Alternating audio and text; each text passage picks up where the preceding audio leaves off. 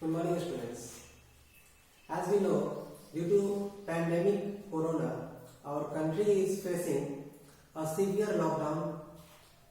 To overcome such situation, our school is providing you online education through YouTube platform. Today, we will discuss class 10th topic, transportation in plants. Now look. First of all, we will discuss the role of diffusion. As you know, everything in plants transport or circulates through diffusion, and you have already mean the diffusion, that is movement of substance from higher concentration to lower concentration. Diffusion has a huge role in transportation in plants because plant cells are very turgid and all substance such as water move through diffusion. First of all, we will discuss about transportation of water. Transportation of water is done through xylem, and xylem is a complex tissue which you have already read in class 9. Xylem is made up of 4 types of cells, which are xylem fibers, xylem parenchyma, tracheids, and xylem vessels. Xylem fibers just provide support. Xylem parenchyma stores food, and main role of transportation of water is done by xylem vessels and some of tracheids. From all 4 types of cells, only xylem parenchyma are living cells, except all are dead cells. You can see this just a xylem vessel which is attached to another xylem vessels and continue a tube which form xylem vessels, and transportation of water is done through these xylem vessels. It is helped by tracheids in non-flowering plants. In non-flowering plants, such structures like tracheids are present, which are conical in shape, and they are attached with another tracheids. These have closed in, but they have pores. They are known as pits, which help in transportation of water. Now, what are the factors which influence the transportation of water are very important. First, we will discuss about transpiration. Transpiration is loss of water in form of water vapor from exposed parts of plants. About 98 to 99% of water is lost in transpiration. Now, what are the importance of transpiration?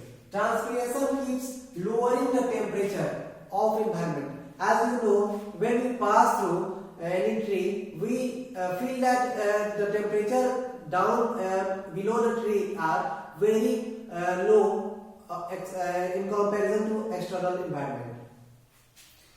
Second is, it increases the concentration of minerals. You have already experimented that by boiling water mixed with sugar solution, the sugar concentration in water increases. Such incident is also happening in plants. The minerals concentration is increased, and it helps in photosynthesis. And third one is, it speeds up the transportation of water. It means transportation of water is increased due to suction pressure. We will discuss it in mechanism. Mechanism is how the transportation of water happens. You can see that these xylem vessels are attached in adjacent shape. They have open end, and their water transportation is done through xylem. First of all, water is taken inside root through epidermis or root hairs through the process of diffusion. Then it enters the xylem vessels and tracheids, and it transported to the leaves.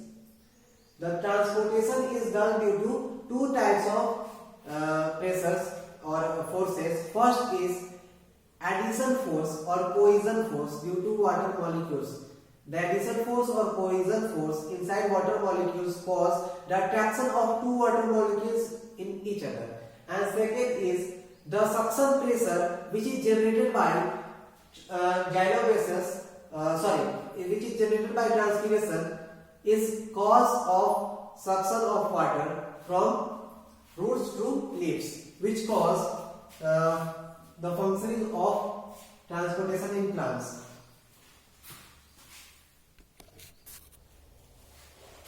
Next we will discuss about transportation of food, that is also known as translocation.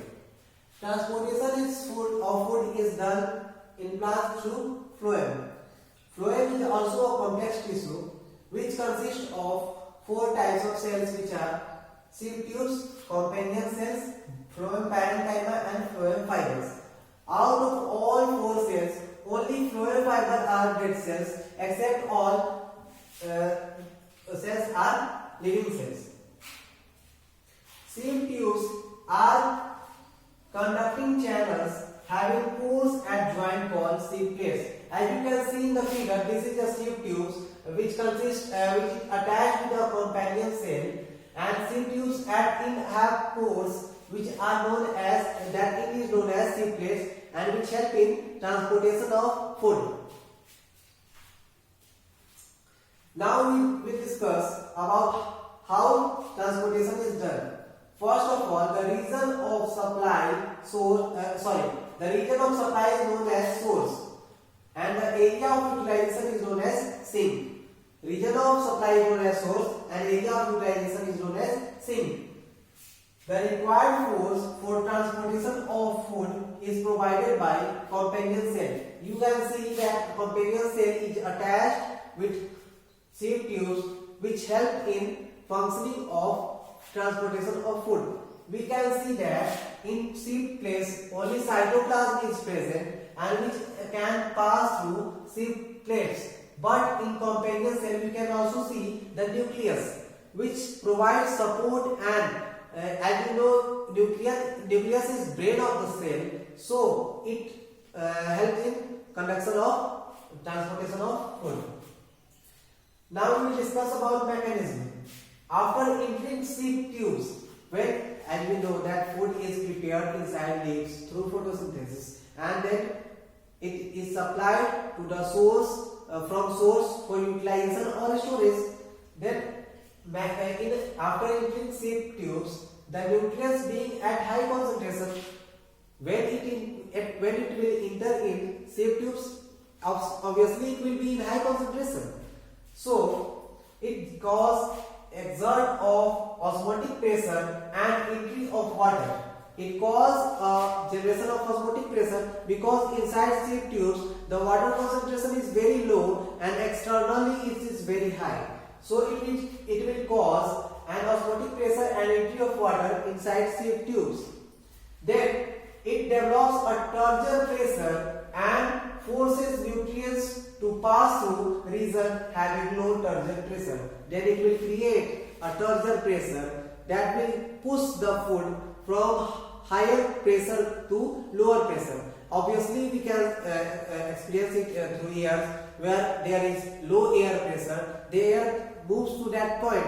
Same thing happens with our food also. It passes from higher pressure to lower pressure, and then it reaches its sink and it is utilized or stored in such circumstance. I think you all have listened and understand. Thank you.